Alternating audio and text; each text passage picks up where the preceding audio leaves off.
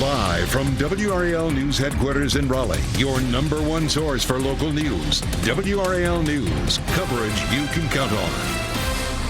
After a warm day out there, temperatures are dipping yet again. Thank you for joining us tonight. I'm Eric Miller. Looking around our area, you can see that cool down happening right now. Meteorologist Grant Skinner is in the WRAL Severe Weather Center with more. Grant, it'll be much cooler tomorrow. That's right. We have a different pattern setting up into the rest of the day today and into tomorrow. That's going to promote a lot of cooling across the area, and it's going to stay cloudy tomorrow as well. We'll talk more about why here in a second. It was a warm winter day today, 69 in RDU, Fayetteville at 74 degrees. So shy of the record, but still quite warm. Many spots to the south making it the 70s. But because of the cold air damming pattern setting up now, some spots to the northeast struggle to get warmer today and will struggle to get warm at all throughout the rest of the day today and into tomorrow. This high pressure building in from the north, moving to the south-southwest. That will allow moisture to overrun. We'll have extra cloud cover. And again, temperatures will be cooler throughout the day tomorrow. 46 in South Hill. Look at the difference towards Southern Pines and Fayetteville in the low 60s still there. The cold air continues to wedge to the southwest. 43 by 1 a.m. tomorrow morning. In the low 40s by 7 o'clock tomorrow morning. Not going to be able to warm up much tomorrow, but I'll let you know coming up in a bit when we can make it back to the 70s. Eric? Grant, thank you very much. And with New Year's Eve coming, you can track those temperatures for your midnight plans with the free WRAL weather app. Make sure to turn on push notifications so we can send those important weather alerts right to your phone. Well, the Great Lakes in the Northeast are battling a blanket of snow this evening. A winter storm left behind inches across the ground last night into this morning. That's impacting travel just as millions are flying home after the Christmas holiday. That includes right here at RDU. That's where we find WRAL's Heidi Kirk. Heidi, this year's holiday travel is expected to break records. Eric, it sure is, and we can definitely see that playing out here at RDU. The airport is packed, and come with me, take a look up at the big board here. You'll see lots of delays up there on the screen. In fact, if you'll notice, one of the flights to Miami, we just spoke to someone on that flight. That is just one of many that are delayed in this area. And take a look over at security. You'll see it's pretty busy here in the airport. We've got some long lines. You know, it could be worse, but it's definitely lots of people either headed home or headed out for a few days before the holiday season is officially over. Now, here are the latest numbers from FlightAware. There have been 131 delays here at RDU today. Total cancellations add up to 14. So those numbers are definitely growing. Now, we've talked to lots of people here in the airport making that final push to travel to or from their destinations. Lots of people dealing with this, and tomorrow on Sunday is going to be one of the busiest days for holiday travel. Now, again, we spoke with that woman trying to get home to Miami, saying that she's been delayed for several hours, and she said even getting here to the airport was kind of a hassle. The traffic just to get to the airport has been something. Just to get to the airport has been something, you know. As a matter of fact, coming from Miami and coming here, it was so much traffic, we ended up coming through arrivals, and you have to go back up to departures. You know, that's something that we actually dealt with here at RDU. Making our way from Raleigh to get parked at the airport was definitely a hassle. Now, again, tomorrow is supposed to be one of the busiest days. AAA says that if you're headed out on the roads, you're going to want to do that before 11 a.m. tomorrow. The busiest times are going to be between 11 and 8 p.m. So good luck if you're headed out to the airport or hitting the roads. Heidi Kirk, WRAL News, live at RDU. That's some good advice there from Heidi. And of course, those airports will get even busier. The TSA is anticipating tomorrow will be its busiest day across the country. WRAL's Elizabeth Holmes is in the live center now for us with the status of some flights nationwide. Elizabeth. Yeah, Eric, really the Northeast is being hit hardest. Right now, FlightAware is showing more than 7,000 delays across the United States. It's also reporting more than 900 cancellations, and this number has gone up steadily throughout the evening. Some of the most impacted airports right now, JFK, LaGuardia, and Newark, all in the Northeast battling that winter storm. Eric? Elizabeth, and of course that winter storm across the Midwest and Northeast, it's not just a problem if you're on the roads, it's also knocked out power to tens of thousands of people. In Central Park, they measured more than 4 inches of snow today. Some parts of Westchester County in New York saw more than 6 inches. A state of emergency was declared in all 21 counties over in New Jersey ahead of the storm. While the snow was a headache for many, others welcomed those post-Christmas flurries. Yeah, after so many years without the snow, I think it's nice to have it. At least to the point where it's manageable. I came from the Philippines and it's like 90 degrees every day, but I'm loving it here. I think we're closer to that 90-degree mark down here. Of course, another system is bringing rain, snow, and gusty winds to parts of the Midwest tomorrow. Tonight, we're asking Durham police about a possible connection between a drive-by shooting and a crash that left one person dead. Those shots were fired around 1:30 this morning at a home on Lodestone Drive. That's in the Stonehill neighborhood east of town. A short time later, police were called to a nearby car crash. The WRAL's Flynn Snyder has the latest on that investigation. At least 14 evidence markers and shattered glass lined Lodestone Drive. Forensic investigators combed the area after police reported a drive-by shooting here around 1:30 in the morning. Neighbors did not want to go on camera, but tell us they heard several gunshots. No one was injured. Durham police say they're investigating a possible link between that drive-by shooting and this scene, a deadly car crash in the backyard of a home off of Wake Forest Highway that left the driver dead. Broadcastify radio traffic captured their response. I got a vehicle in the backyard. For more than 12 hours, police taped off this black SUV seen here in a tree line behind a home. Police say it happened soon after the shooting. Officers on scene noted the investigation is taking several hours because of the expansive scene. The shooting and crash happened a mile and a half apart. We reached out to Durham police to learn more, asking about whether they've identified a connection between the two. The department did not respond to my questions. Meanwhile, the early morning gunfire left this neighborhood on edge, and police surrounding this crash scene for most of the day as officers look for answers. Flynn Snyder, WRAL News, Durham. And we're still working to learn the name of the driver who died in that crash. Anyone with information is asked to call Durham police or Crime Stoppers. One person was seriously injured in a shooting at a gas station in Goldsboro last night. Police say it happened at the Sheets on North Spence Avenue a little after 11 p.m. Officers found one person shot there on that scene. That person was flown to ECU Health in Greenville, where they're listed in serious condition. No arrests have been announced in connection to this shooting. Goldsboro police are also investigating a robbery that happened at a KFC shortly after 8 last night. Officers responded to a ShotSpotter alert on Ash Street. While they were on their way, they learned that the KFC on Ash Street had been robbed. No suspect information has been released. New at 6, the Rocky Mount Police Department has identified the suspected bank robber who was shot by police officers yesterday. Police say 42-year-old Willie McGee Jr. is now in the hospital and is stable. McGee is being charged with robbery in Zebulon after police say he gave a bank employee a note with a bomb threat and then demanded money. The note claimed there was an explosive device in his vehicle. A GPS tracker in the 18-wheeler he was driving led police to the parking lot of the Hobby Lobby on Souders Creek Boulevard in Rocky Mount.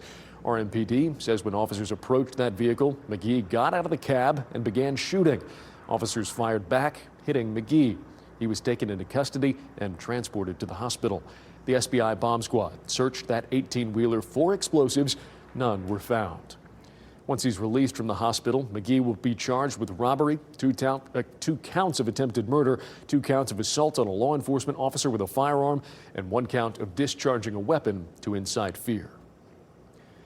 An 18-year-old is facing charges, including murder, after a 17-year-old was shot and killed in Robeson County.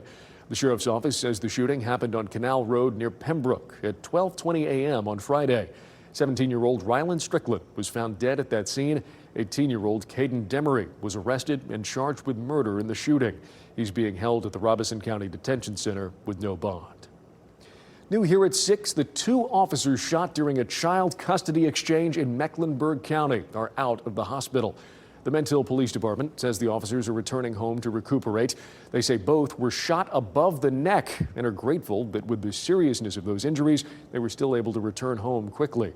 The man accused of shooting the officers, 36-year-old Jamel Hamlin, was shot and killed at the scene. The shooting happened in a shopping center in the Charlotte suburb shortly before 11 yesterday morning. A man who works in that shopping center describes what he saw. Everything happened so quickly Just seeing the officer and blood on his hands and another one down, our prayers just go out to them. We just, wish them all the best. So unfortunate, once again, that this took place day after Christmas. The SBI is currently investigating that shooting, which is standard procedure for officer-involved incidents. The Mint Hill Police Department's Internal Affairs Division is also conducting an administrative investigation. Well, still to come here, stopping scammers. How companies are using artificial intelligence to crack down on return fraud. Plus, new year, new ball. We take a look at the new Times Square ball that'll help revelers ring in 2026. And if you see breaking news, have a story tip, or shoot some video or pictures of our weather, please report it to us. Go to WRAL.com/report it to send your video, pictures, or tip to our news team. We'll be right back. Some businesses out there are hoping artificial intelligence can help them crack down on fraud this holiday return season. As Max Gordon reports, schemes are estimated to cost retailers more than $76 billion this year. Inside a Southern California warehouse, around 250 robots are rushing around, sorting some of this year's gifts that just didn't work out. We're standing in Happy Returns Return Hub facility in Valencia, California.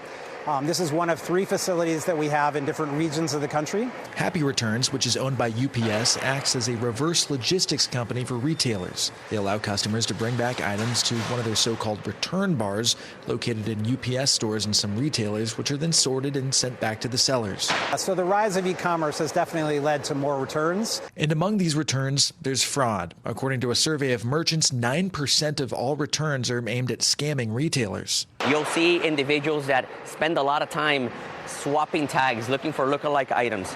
These are determined individuals that are trying to make a quick buck. To crack down on the fraud, Happy Returns is using AI to scan returned items suspected to be different than the ones that were sold. This is the needle in the haystack. When a fraudulent return is found, the customer is denied a refund, sparing the retailer from a loss. Hopefully, what this does is this individual will now learn that they can't get away with this.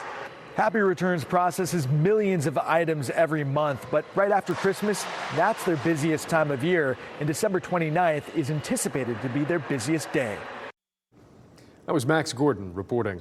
WRAL has a story about how you can navigate those post-holiday returns. Just search Holiday Returns on WRAL.com to learn more.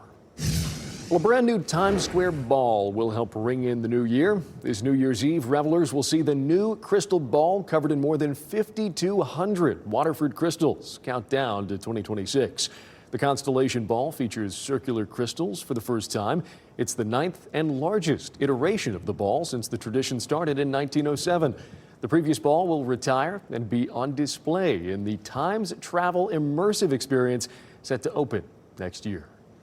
I got to say, Grant, it's spectacular what they've managed to do there in New York City, but I don't know if it holds a candle to the acorn we got here in Raleigh. Yeah, the acorn is very, very cool. That's the first time I saw a photo of it today. I've never, of course, experienced New Year's here, and it looks awesome. I'm excited to see it drop here in the next few days. It's going to be a chilly New Year's. Looking forward to temperatures dropping into the 30s. Of course, I'm really excited for that, but that's what we're looking ahead to later this week.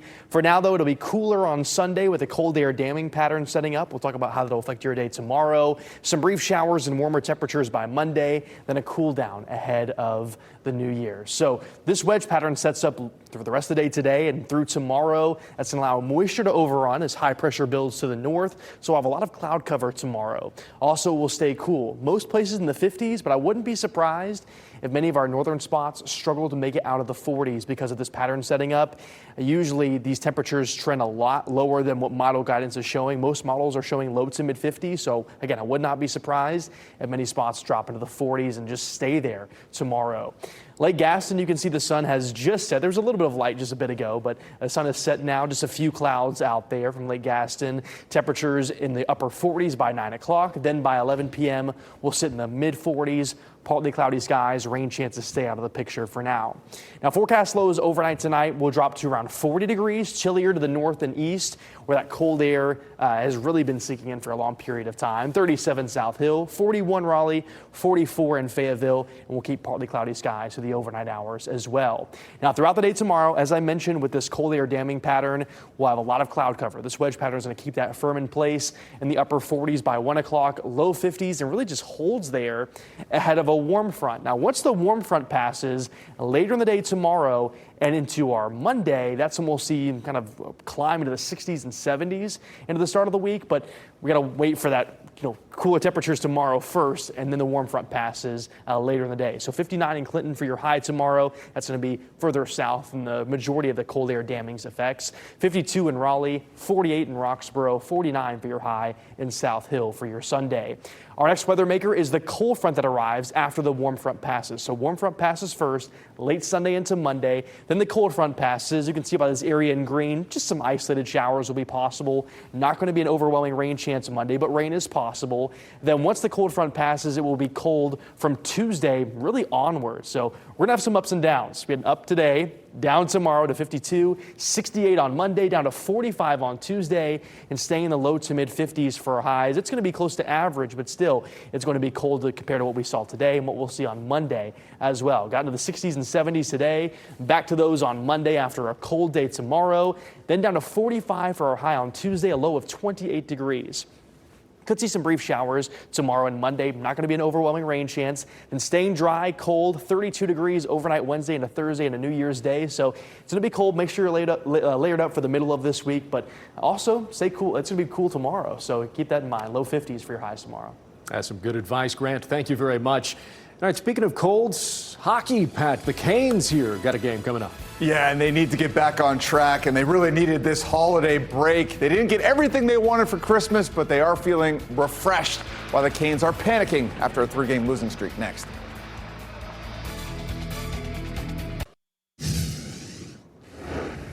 I don't know if it was a Merry Christmas for the Canes, but it was definitely a needed one. 3 days off after 3 straight losses, all with blown multi-goal leads. Injuries a big reason for the struggles. Seth Jarvis still out, not close to a return. Jacob Slavin on IR. Keandre Miller didn't skate this morning either. Now, Rod Brindamore said he's a game-time decision.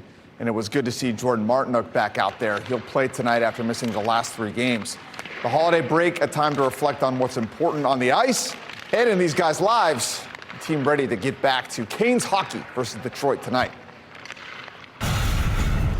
Created the team that we have over the years here, where it's consistently at the top of the standings, and you're expecting to win every night. And when things don't go your way, everybody just thinks that something's extremely wrong. And obviously, we didn't want to give up 3 leads.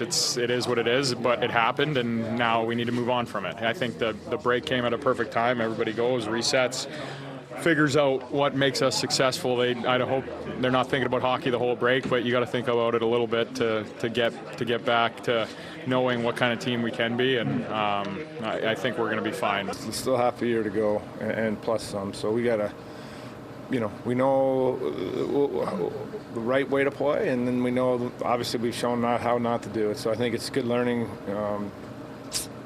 time there for our group, as long as we learn something from that. And then obviously, you're not going to replace the guys we have out. That is what it is. But we still have the right way to play, which was there in both games. In all the games that we were there, we were doing things right. We just got to stick with it. Now, nothing like a battle for first in the Eastern Conference to get the Canes back on track. Canes Red Wings tonight, 7 o'clock, and you can watch it right here on WRAL. You want to be a playoff team? Beat a playoff team. The Panthers have a chance to clinch with some help on Sunday. Carolina set to host the 12-3 Seattle Seahawks. A win and a Bucs loss to Miami. The Panthers are in the playoffs for the first time since 2017 and division champs for the first time since 2015. Carolina has been at their best in big games, and Dave Canales expects it on Sunday. It calls upon that focus. It calls upon all of us playing together and doing right, and making sure that all of our basics, all of the calls, all the alignment, the information we're gathering before the snap, it just heightens it.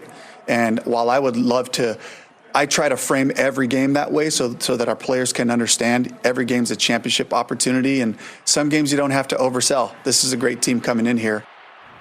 Panthers a 7.5-point underdog to Seattle. Chris Lee and I will have live postgame coverage tomorrow from Charlotte.